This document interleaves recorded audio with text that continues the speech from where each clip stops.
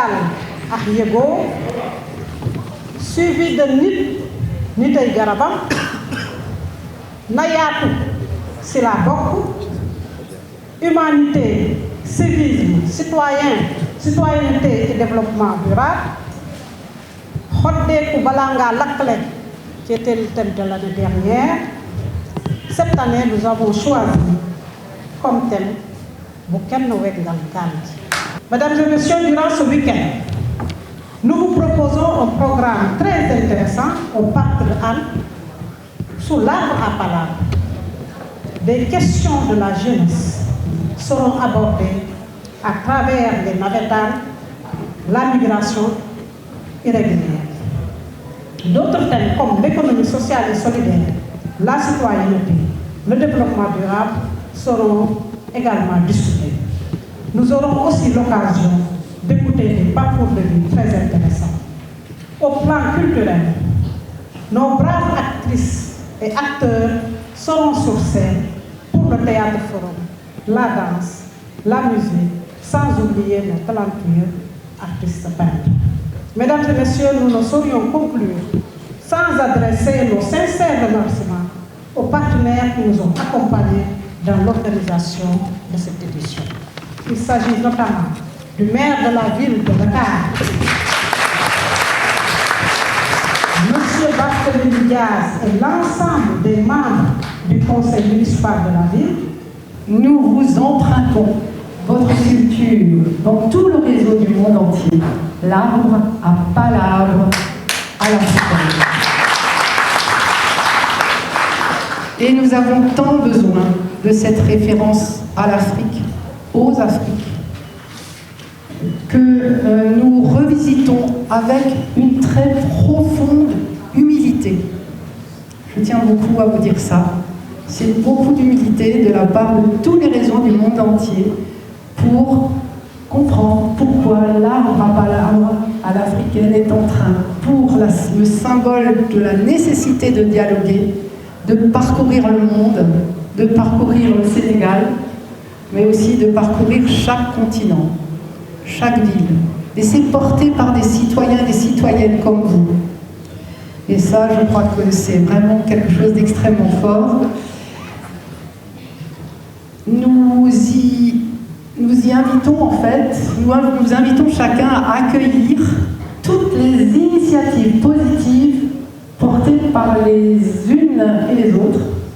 Et c'est vrai qu'il y a beaucoup de femmes, pas seulement dans la salle, mais aussi porteuses d'initiatives.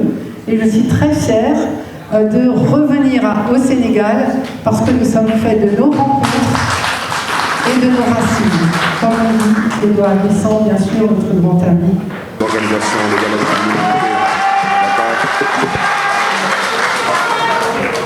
Mesdames, Messieurs les adjoints au maire de la ville de Dakar, Mesdames, Messieurs les conseillers municipaux, Mesdames, Messieurs les représentants des délégations de la France, des États-Unis, d'Éthiopie et du Bénin, Mesdames, Messieurs les représentants de Saint-Louis, de Thiès, de Ziguinchor, Bignona, Joal et Palmarin, Mesdames, Messieurs les directeurs et chefs de service de la ville de Dakar, distingués invités, bienvenue à Dakar. Welcome to Dakar. C'est un réel plaisir pour moi de vous accueillir ici à Dakar, ville capitale du pays de la Teranga. Par Teranga, il faut bien sûr comprendre la haute et légendaire hospitalité sénégalaise. Je vous remercie d'avoir choisi notre chère ville pour ouvrir cet important forum de dialogue en humanité. Cette belle et innovante initiative, née en 2002, lors du sommet mondial de Johannesburg sur le développement durable, consacré à la construction d'un monde meilleur qui prend soin de l'humain. Les villes africaines, et plus particulièrement les grandes métropoles, sont marquées par un rythme effréné d'activité et de mouvement qui semble reléguer au second plan les exigences d'une vie en communauté basée sur la citoyenneté active, la culture de la paix et du respect de l'humain. Ce faisant, nos sociétés basculent inlassablement vers le repli sur soi et l'individualisme, qui constitue, à n'en point douter, le lit de la désocialisation. Ces phénomènes nouveaux interpellent notre conscience et doivent nous inviter à puiser dans notre héritage les moyens de repenser nos modes d'action et de vie. C'est cette vision basée sur la prééminence de l'humain qui constitue notre viatique. Investir dans le capital humain et l'économie de la vie. Vous comprendrez donc bien combien cette rencontre me tient à cœur, parce qu'étant en parfaite communion avec ma vision. C'est aussi parce que le citoyen est au cœur de ce processus que nous réservons une attention particulière à la construction citoyenne.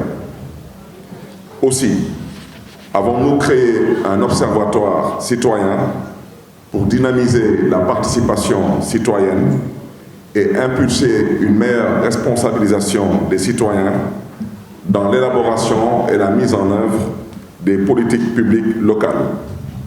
Mesdames, Messieurs, les objectifs de développement durable ne peuvent se réaliser sans un engagement de tous pour combattre les tares de la société moderne qui, malheureusement, est devenue le théâtre d'une violence multiforme avec des propensions incontrôlables. Presque partout dans le monde, des foyers de tension existent et des velléités de conflits persistent.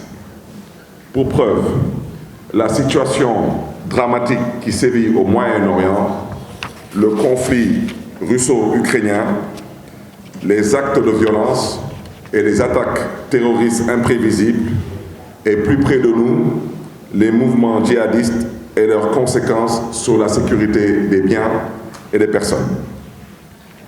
Comment ne pas citer, dans ce contexte, le phénomène migratoire, avec des conséquences dramatiques pour les familles et les populations africaines. Mesdames, Messieurs, la situation du monde actuel n'est certainement pas des meilleures. J'ose affirmer que nous ne vivons pas dans le meilleur des mondes possibles, comme l'affirmait un célèbre philosophe. C'est en cela que les dialogues en humanité trouvent toute leur pertinence et le thème du forum de Dakar, Bouken Wengel Galgi, que personne ne fasse chavirer la pirogue, traduit bien la nécessité et le besoin de reconstruire les liens sociaux capables de consolider les fondements d'un vivre ensemble favorable au raffermissement de la paix et de la cohésion sociale. La viabilisation des territoires est dès lors fortement tributaire de l'engagement et de l'implication de tous les acteurs dans les différents processus qui favorisent l'instauration d'une communauté harmonieuse. Le thème du Forum de Dakar convoque également une unité d'action sur les grands enjeux de construction de territoires durables parce qu'il met en avant le dialogue et la concertation au cœur des différentes stratégies. Ma conviction a toujours été de privilégier le dialogue entre acteurs pour construire des solutions sur la base de consensus dynamiques. En effet, il est impératif, dans ce tourbillon de violence, de crises multiformes, au niveau régional et mondial, de prôner la paix en cultivant ses vertus cardinales, parmi lesquelles, bien sûr, le dialogue. Le dialogue inclusif et surtout le dialogue participatif pour qu'il puisse être un dialogue constructif. Autant de raisons qui doivent nous pousser à militer pour le retour de la paix partout dans le monde, car sans paix durable, aucune nation ne peut vivre en harmonie. Mesdames, Messieurs, ma conviction profonde, c'est également que nous, élus, devons travailler à construire des territoires viables dans lesquels les acteurs se parlent et échangent sur les enjeux de développement qu'ils partagent. chers invités, chers participants, avant de clore mon propos, je voudrais affirmer mon engagement personnel à soutenir l'initiative mondiale des dialogues en humanité et de dire aux initiateurs des dialogues du Sud que je ne ménagerai aucun effort pour accompagner le processus qui poursuit cette noble mission, prendre soin de chaque humain. Je voudrais bien sûr rappeler que lors de cette campagne électorale qui m'a conduit à la tête de la mairie de Dakar, j'ai posé sur la table une problématique, c'est la problématique liée à l'humain. Nous avons battu campagne en prenant l'engagement de mettre l'humain au cœur de nos priorités, de nos politiques et de nos urgences. Je vous souhaite une bonne réussite dans vos travaux et vous remercie de votre aimable attention, chers participants, chers invités, chers Dakaroises et Dakarois, que Dieu vous garde et que Dieu vous bénisse.